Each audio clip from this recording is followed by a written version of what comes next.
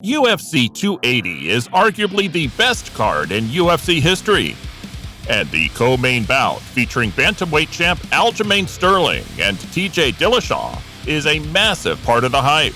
Surprising to some, the former 135 champ Dillashaw is a plus 140 underdog heading into the fight, with Aljo coming back as a minus 170 favorite.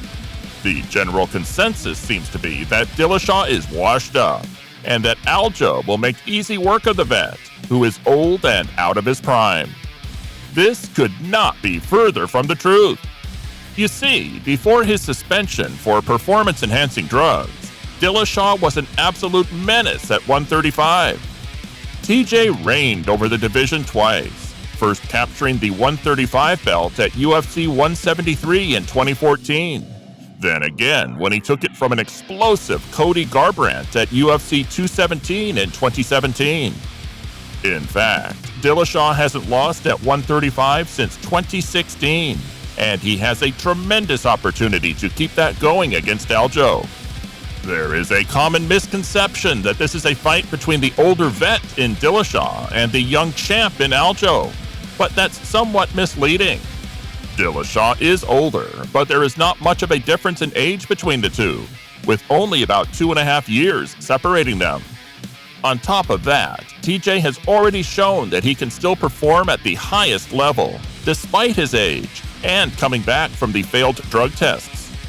Dillashaw made his return against arguably the #1 contender at 135 in Corey Sandhagen, a fight that TJ pulled out using his wrestling and high fight IQ to get the nod on the scorecards.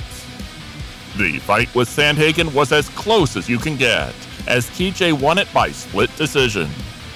But there are countless positives that you can take from that performance if you're TJ.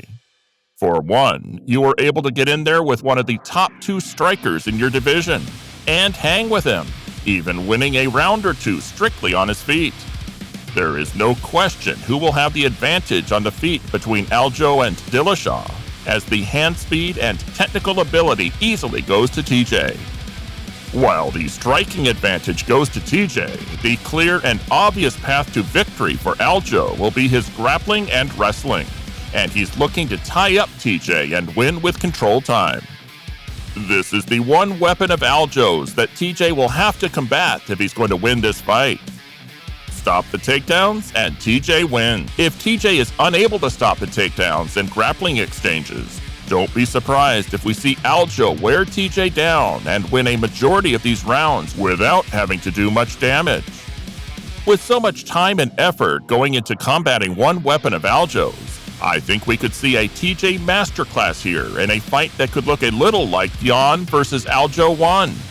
This win would be historical for TJ, as it would represent the 3rd time that he has won the strap at 135. An incredible accomplishment that's never been done before. But what do you think? Will TJ get it done against Aljo? Or is he past his prime and has no shot against Aljo? How will either fighter win this one? Let me know this and more in the comments below.